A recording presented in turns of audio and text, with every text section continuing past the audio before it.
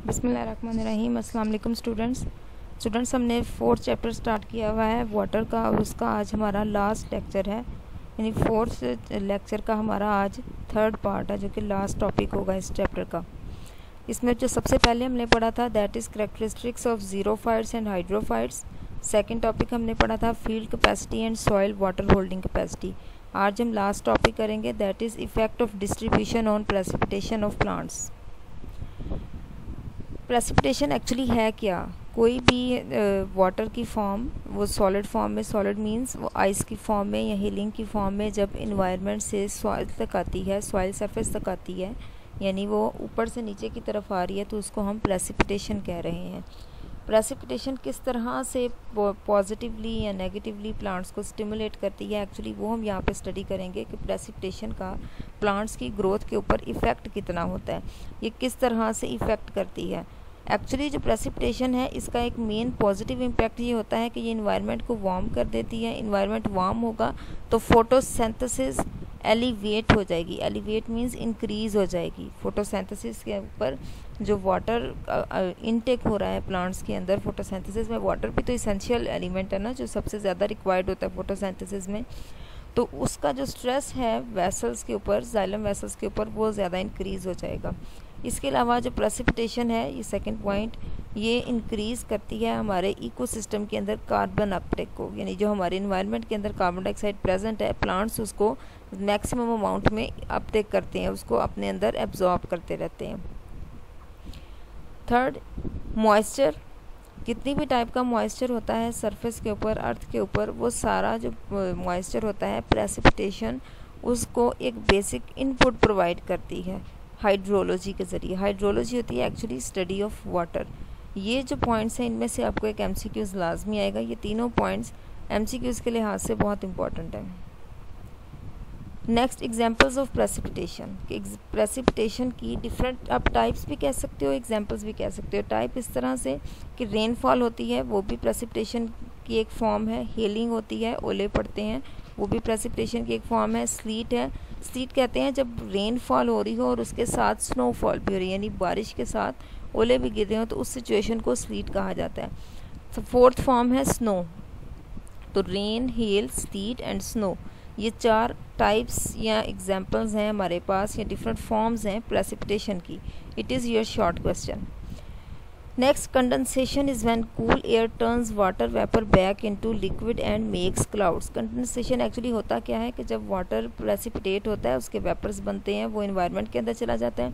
Environment के अंदर वो सारे वेपर्स कंबाइन होते हैं, कंबाइन होकर वो कंडेंस हो जाते हैं। ऑब्वियसली पहले वो फारे पार्ट होते हैं, एक दूसरे से दूर होते हैं, फिर जब वो एक दूसरे के करीब आते हैं तो वो कंडेंस हो जाते हैं, वो ज़्यादा हो जाते हैं। तो उस फिनोमेना को हम कंडेंसेशन कहते हैं कि वाटर वेपर्स जो हैं वो इन्वायरमेंट के अंदर जब ऊपर चले जाते हैं एटमॉस्फेयर में, तो वहाँ पर जाके वो इकट्ठे हो जाते हैं और कंडेंसेशन का प्रोसेस होता है जिसमें एयर जो होती है वो कूल होती है। फिर वो वेपर्स जहाँ किसी ऐसे एरिया से जब गुजरते हैं जहाँ पर टेम्परेचर ज़्यादा होता है, तो वहाँ पर क्या होता है कि वो उस सिचुएशन में जब टेम्परेचर ज़्यादा होता है और वो कंडेंस्ड वाटर वेपर्स उस एरिया से गुजर रहे होते हैं, तो वहाँ पे रेनफॉल होता है। Next, formation of precipitation. कि एक्चुअली फॉर्मेशन प्रेसिपिटेशन बन कैसे रही है, हो कैसे रही है। इसमें सिंपली एक फिनोमेना होता है कि देखें, सॉइल हमारी जो ज़मीन है इसके ऊपर बहुत सारी जगहों पे पानी है। ऑलमोस्ट 70% वाटर है अर्थ के ऊपर, और 30% जो है वो ड्राई प्लेसेस हैं, लैंड प्लेसेस हैं।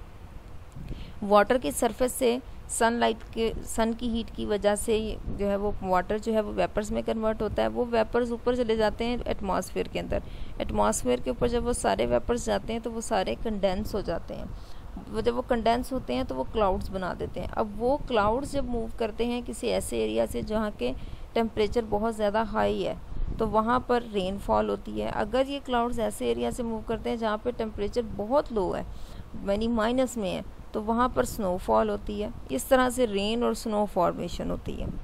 सो ये फ्रीजिंग और उनके फ्रीजिंग पॉइंट पे भी डिपेंड करता है कि अगर वो बिलो फ्रीजिंग पॉइंट से गुजर रहे हैं क्लाउड्स, तो वहाँ पर वो आइस क्रिस्टल्स बन जाते। वो आइस क्रिस्टल्स फिर इन द फॉर्म ऑफ स्नो जो है वो वापस सॉइल तक आ जाते हैं। इस डायग्राम से आपको बड़ा अच्छी तरह समझ आ जाएगा ये फिनोमिना कि किस तरह से एक्चुअली ये वाटर जो है इसमें प्रेसिपिटेशन हो कैसे रही है।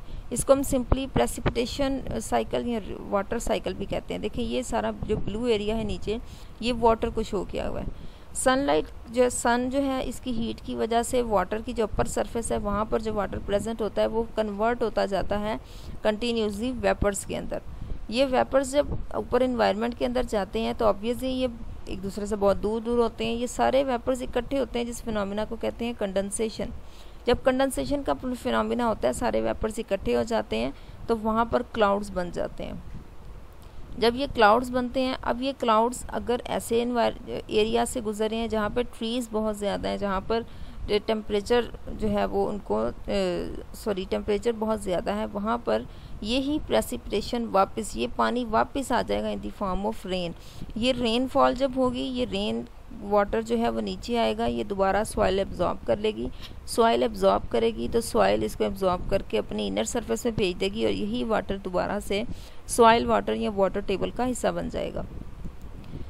सेकेंड सिचुएशन ये है कि यही क्लाउड्स जो हैं ये मूव कर रहे हैं ऐसे एरिया से जहाँ पे बहुत ज़्यादा टेम्परेचर लो है, फ्रीजिंग में है टेम्परेचर, तो वहाँ पर ये इन दी फॉर्म ऑफ स्नो वापस आएंगे नीचे सॉइल पर। स्नो की फॉर्म में ये नीचे आएंगे। जब वहाँ पर टेम्परेचर ज़्यादा होगा तो ये स्नो मेल्ट हो जाएगी। ये स्नो जब मेल्ट होगी तो ये कन्वर्ट हो जाएगी वाटर में।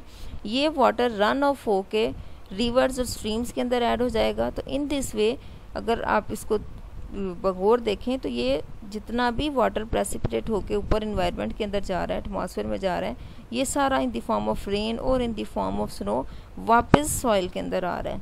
तो ये एक्चुअली एक साइकिल है। साइकिल यही होता है ना कि जहाँ से स्टार्ट हो वहीं पे आके एंड हो।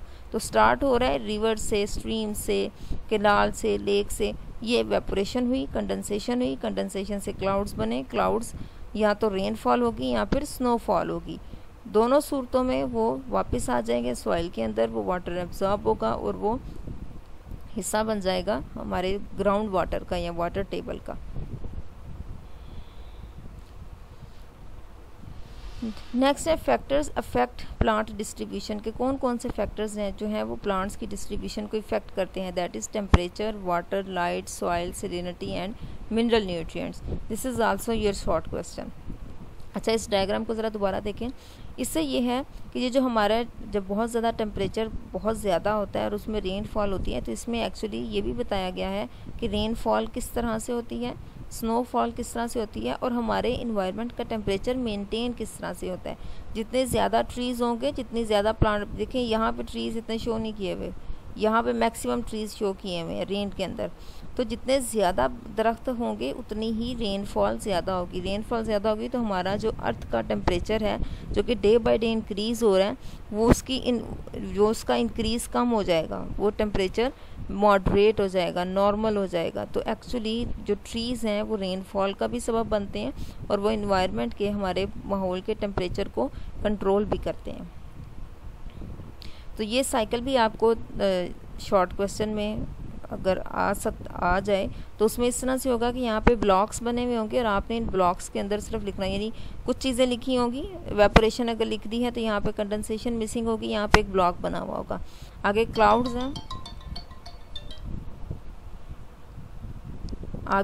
हैं, क्लाउड्स के बाद फिर ये प्रेसिपिटेशन है। इस तरह से ये सारा फिनोमेना हो जाएगा। इसमें अगर आपको कोई भी कन्फ्यूजन हो तो आप मुझसे पूछ सकते हैं।